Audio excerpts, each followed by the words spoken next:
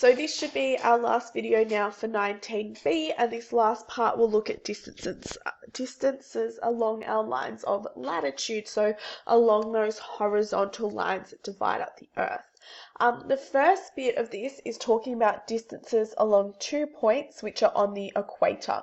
So our question here says Quito in Ecuador is located at 0 degrees and then 78 degrees west, so it's its latitude telling us it's on the equator. And then Macapa in Brazil is located at 0 degrees but then at 51 degrees west. So if we just go back to that interactive globe for a second, let's find, we've got our equator, and we said Quito was at 0 degrees, and I can't remember, short-term memory, 78 degrees west, so Quito is chilling somewhere around here, and Macapa in Brazil was at 0 degrees and 51 degrees west, so we've got Brazil over here. Now, what I want you to imagine, we know this equator is our great circle, okay? I'm going to take us back to 0 for a sec. What I want you to think about is we're going to draw 0 at the base of our circle, and I might just try and zoom out just a fraction, stop, there we go. So we've got this whole great circle here now. This whole distance around is our circumference, it's our equator going the whole way around. And I want you to imagine then 0 degrees being at that bottom of the circle, and all out here is our degrees west, okay? Out on the right hand side, that's our degrees east. So when I convert this to a diagram to start with, okay, I want to mark down here for us 0 degrees. That is our Greenwich meridian, okay? And if we're moving in this direction, we're talking degrees west, and we're moving in this direction, we're talking about degrees east. So when we first said Quito then is at 78 degrees west, we can put a center in here to represent 0, the center of the Earth. And if you like, we could draw in that vertical line to be 0, and on the other side here would be 180. Quito in Ecuador is going to be out here. So I'll put here Q and then in brackets 78 degrees west, okay? Macapa in Brazil was at 51 degrees west. So it is again being measured from the 0 here, but it's not as far around the circle. And so here we'll put 51 degrees west in brackets, and that is Macapa for us, okay? So to find the distance between these two places, we're talking about this distance here. And once again, then we only need to focus in on this wedge. We've got Quito, we've got Macapa, we've got the center. And we know that we're still working with the radius of the Earth. So both of these distances out from the center are 6,400. But I've got to work out now what theta is. Now, because they're both on the same hemisphere, they're both in the western hemisphere, for me to work out that angle theta, they both overlap that 51 degrees. So theta is the difference between the two, or 78 minus 51, which is equal to 27 degrees. And for me to find the distance between them, I'm going to go back to that same formula that I've been using, pi times 6,400 times 27 all over 180. And if I put all that in my calculator, again, I'm just going to use that fraction from before, but change the angle on the end. Sorry, I'm getting out of breath. So we get 3015.9, but I need to write this in the nearest kilometer. So we'll say that it's 3016 kilometers here. Now, the next example adds an extra layer, because this one talks about Sariba in Kenya also being at 0 degrees. So it too is on the equator, but it's at 35 degrees east. So if I was heading back to this globe, being at, 35 degrees east, Sariba in Kenya then is somewhere in here. So probably like this little point where the hand is, whereas Quito, we said, is all the way back around here. So we've got to calculate that whole red distance that we're spinning on around there. Now, if I was to go draw this, okay, I'm going to put a circle in for us again. And again, this circle at the moment is representing our equator, okay? If I like, I can put in this line. This is my 0 degrees, my Greenwich meridian, and this would be 180 on the other side.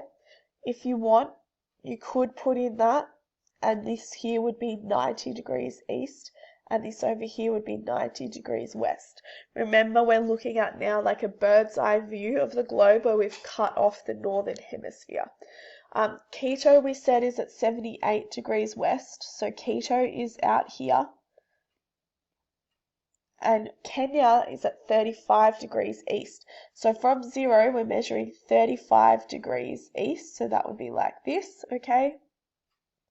And so out here would be Sariba in Kenya, which is at 35 degrees east.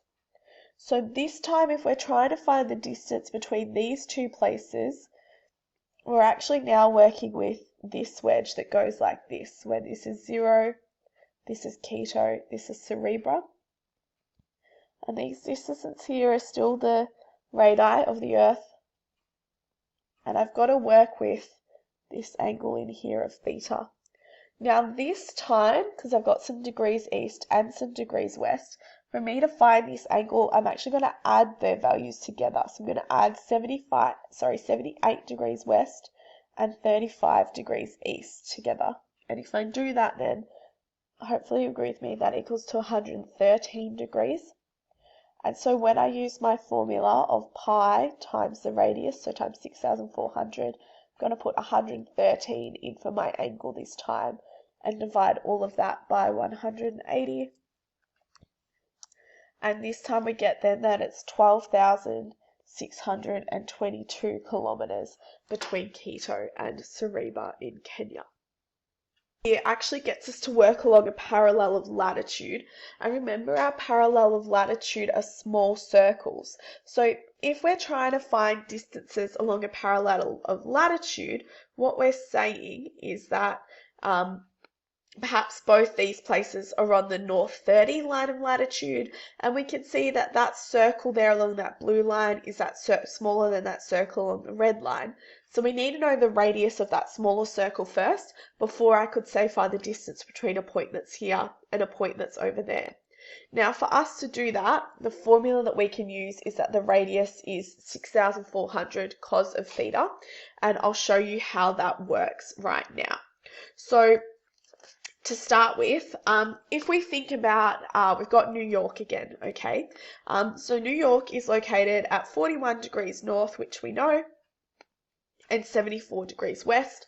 I want you to think of this circle at the moment being that 74 degrees west line of longitude, okay? And like we've drawn multiple times already, we keep saying that New York is up here. Now, if New York is up there like that, it means that along here, I have this 41 degrees north line of longitude, okay? And what I actually then want to work out is how long this little r is in here. And hopefully you agree with me, this black line comes from the center out. It is 6,400 long, and we've got a right angle triangle here. And what we know is this little bit in here is 41, and this little bit is 41 degrees up here, because they would be alternate angles. So if you like, I could redraw out this right angle triangle, and I'm going to call this point up here M, being the center of this line of latitude, okay? So this is my right angle, that's R. This here is my radius, which is 6,400, and this is New York out here. And this angle in here is 41 degrees. Now, using what I know about SOHCAHTOA, I would call this the adjacent and this the hypotenuse, which means I'd use cos. So hopefully you would agree with me. I'd say cos 41 degrees equals r over 6,400. And if we rearrange that, we'd say that r is 6,400 cos 41 degrees, which that's the same format as that yellow formula up there, so that's why that formula works, okay? If I now go to my calculator here, I can put 6,400 cos 41 degrees, and we get 4830.14, etc. So what this is telling us is on this line of latitude of 41 degrees north, which would be sitting just up here above this next blue line, that circle there has a radius of 4,830 kilometers, which we've said that that circle looks smaller than the equator, and the equator works off a radius of 6,400 kilometers. We've got a radius that's smaller than 6,400 kilometers. So at the moment, we're sort of on the right track. Okay. What I then need to do is think about that smaller radius and then find New York and Porto along that small circle. So I'm going to copy in a circle again, but this circle this time, okay, is now representing our line of latitude at 41 degrees north. So now it's representing me cutting the earth along here and creating that bird's eye view that we were doing before. So down here I've got 0 degrees, which is my Greenwich meridian. If you like, I can draw it the whole way through. This is 180 degrees. And this center here, this time we're just calling M for the midpoint because it's the middle of this small circle that we've made. Now we've said now that New York is at 74 degrees west and Porto is at 9 degrees west. So if I now draw their locations here, we've got New York coming out here. This is at 74 degrees west. And Porto would be much closer to the Greenwich meridian. So I'll put down here 9 degrees west for Porto. And so this wedge now is what we're trying to work with to find the distance between New York and Porto along this small circle. And normally with this wedge, we would label in our radius being 6,400. But remember, we're looking at this small circle. So our radius here is actually what we found before of 4,830. And I need to know this angle. Now, because they were both degrees west, for me to find that angle means I can subtract the two. So 74 minus 9 tells me it's 65 degrees. And we're still going back to that formula that we're used to, pi r theta over 180. But this time for the radius, I've got to put in that answer from before. I'm putting in 65 degrees all over 180. And for me to get the most accurate answer, when I type this in here, I'm going to press pi times.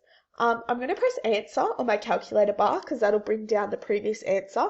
Or I could copy and paste this whole thing if you like. Times 65 and divide that by 180.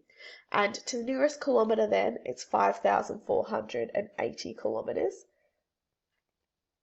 between New York and Porto. So that there would be my final answer.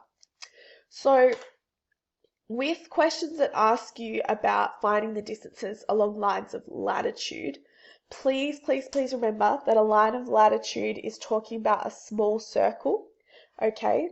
So you have to break this down into 2 steps. Your first step is that you need to know that radius of the small circle because you've got to know what distance you're working with.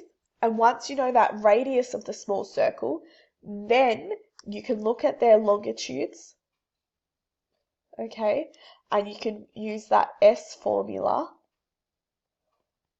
to find the distance between them along that small circle. So you'll use that small circle radius that you just found. I hope that was helpful and makes sense. This is going to be my final video on 19B for us, and I will then record something for 19C and 19D. Thank you.